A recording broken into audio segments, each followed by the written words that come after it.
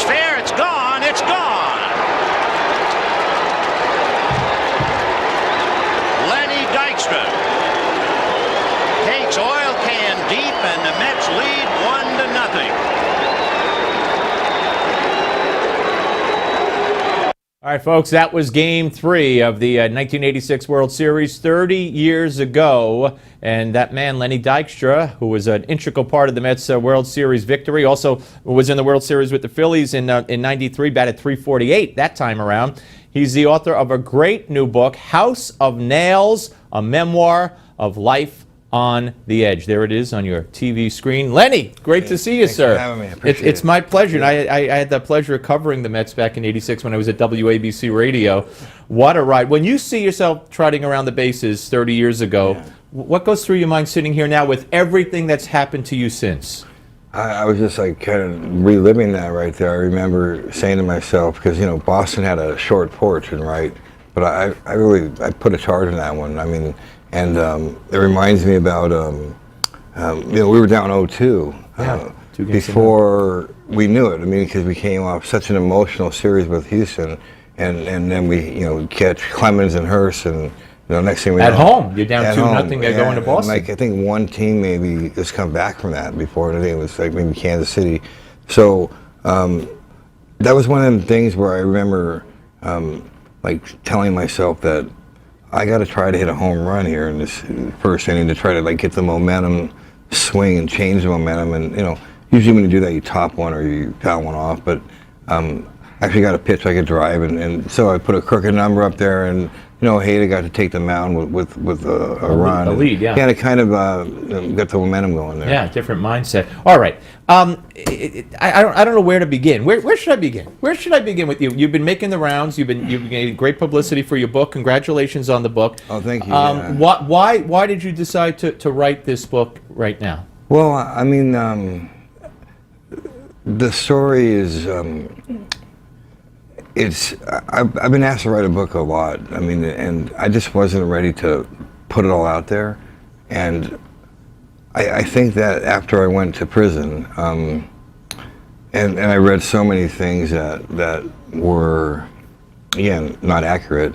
But I've never been one to really let that bother Care me. about it, yeah. But I just figured that it was time for me to tell. Set the record straight. Well, and the story is it's such a roller coaster ride, and there's so many highs and lows, and it's like, I mean, it's a story about, of course, a baseball player, but it's really not a story about baseball per se. No, it's your life. It's about life, and we should tell the folks who don't know, who aren't baseball fans. I mean, the baseball rise, the Mets getting traded to the Phillies, the introduction of steroids, because you were then going to play every day, which is what you wanted, and then you turned to steroids. Right. The wild lifestyle of a baseball player. Then your after baseball years, where you became a multi-millionaire and wound up in jail. They charged you with fraud, etc., and you went to jail for a few years, and now here you are again. So it's an amazing story. What is your main regret? If you could change anything and do something differently, what would you have done differently? The thing that hurts the most and it was the hardest was what I did to my family. But all I can do is live right going forward, and I learned a lot about myself in prison. I mean, it's a dark, dirty, nasty place. I mean, when you're put in a cage and like locked up, and it's a 6x9 cell, and like you just like say, what happened? Like, how did I get here? And you start like retracing some of the steps, and then you have this area where you want to blame other people, but the reality is like there's some things that probably were a little overblown, but the readers will be able to be the decision maker on that. But I kind of have to take responsibility for putting myself in a situation where I was a little too close to the edge, and I was like, there were so many balls in the air, and I never was satisfied. It wasn't. Is this enough. As an athlete and as a businessman? Well, that's a great question, because as an athlete, that same drive and determination is what led to my success and made me the player I was. Whereas in business, that same drive and thinking is what led for me going and flying around the world in my private jet to go to prison. So it was paradoxical in a sense, and you couldn't make that adjustment from one profession to the other. Because it's in you. If you're an athlete, it's in you. And I thought I was invincible, you know. And I mean, I always was able to find my way out of things and maneuver in and out. And then, you know, when 2008 came, and again, I mean, I didn't get stupid overnight, but it's like everything happened at once, and because I was spread out so much, it all just, you know, came crashing in. And it's an amazing story, and as Lenny alluded to, it's a baseball book about a baseball player, but it's not about baseball per se. You're going to love it no matter whether or not you ever watch Lenny Dykstra play. Let me ask you, we were talking out there a little while ago that one of my great memories was going to the White House with the Mets. Now, you didn't make that trip for whatever reason, but you said you loved Reagan. This is a political show mostly. Are you political at all? Well, I mean, I haven't really kept up with the political stuff, and I mean, I'm not allowed to vote anyways. I mean, as a felon. Well, I'm a convicted felon. And you go to Virginia, you could do it probably. Really? They changed the law, yeah. And so, like, plus, politics is an area, like, I have not a lot of knowledge about, so I can't speak intelligently about it, thank God, because it's a bad area to go into. Yeah, so, I'm like, that Mets, that White House trip, I think I must have been out of town because that was something. About a month after the World Series was over. Yeah, I only bring it up because you also said that you would have gone. You loved Reagan, and I was just curious if there was a reason that specifically you admired Ronald Reagan. Yeah, Ronald Reagan was you know, he had the library in Simi Valley where I built one of my car washes.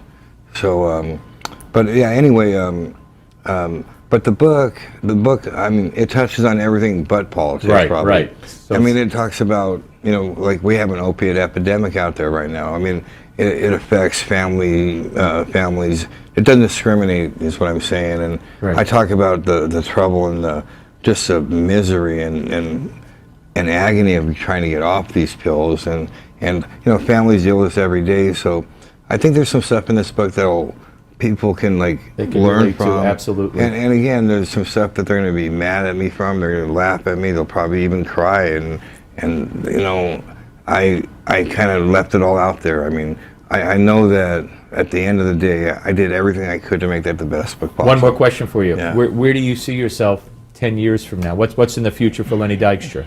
That's a great question. And that's two great questions. I hope everybody's keeping score. Yeah, well, you know why? Because that was the hardest part to write about in my book. Like, how am I going to end my book? I mean, I could have did like the courtesy, like everyone else says. I found God, and I'm great now, and everything's perfect. So I didn't. I just wrote what the truth is. I said, like, you know, where's my life going to be? What, you know, I mean, I don't know. I mean, and you know, unpredictable is the best way to describe who I am. So I think the best way for me to end this book is by saying 3 words, you know, to be continued. Yeah, I was going to say volume 2. Hopefully in 10 years we'll be back here. You'll be back. That's awesome. Thank you. Great to see you, Lenny. Right, thank you very much. Awesome. Again, folks, the book is House of Nails, I should say, a memoir of life on the edge. Thanks again, Lenny. Thank you. All right, ladies and gentlemen, truth be told, through the magic of TV, that was done earlier today. And it's very interesting because when Lenny got here, I've always treasured my trip to the White House with the Mets. There were a lot of Mets that were not on that trip. I flew on the plane with them, and there were a lot of Mets that were not there. And so I asked him, I said, were you on the plane? And he said, we didn't go to the White House. I said, I think we did because I went. He said, no, it must have been another team, another New York team. I said, no, it was you guys. And then we certainly Googled it, and I knew that I had gone to the White House. I just wasn't sure if he was on the plane or not. He doesn't remember why he couldn't make it, but obviously he couldn't make it. But I want to play you, a part of what Ronald Reagan, just listening to Ronald Reagan say anything, I think we could all use a little dose of that. It's a little, about a minute or less than a minute of a clip here of Ronald Reagan greeting the Mets. He had just got finished talking about Gary Carter, and now he's going to name some other players. He actually names Lenny Dykstra, as you'll hear here, and then he tells a little story. So let's take you out of this segment with that. We're coming back with Kristen Tate, and more of your calls. Keith Hernandez, Darryl Strawberry, they all forged a season, and everybody was magnificent. The little guys, Lenny Dykstra, Wally Backman, the relief tandem of Roger McDowell and Jesse Orozco, the starters, the firm of Gooden, Oida, Darling, and Fernandez, and of course the most valuable players, Ray Knight, who wasn't sure that he would be in baseball, much less a Met, at the start of the season. I want these fellas to know I pitched 3 games for the Cardinals in a World Series. It was the 1926 World Series. I waited until 1952 to pitch the games. It was in a movie.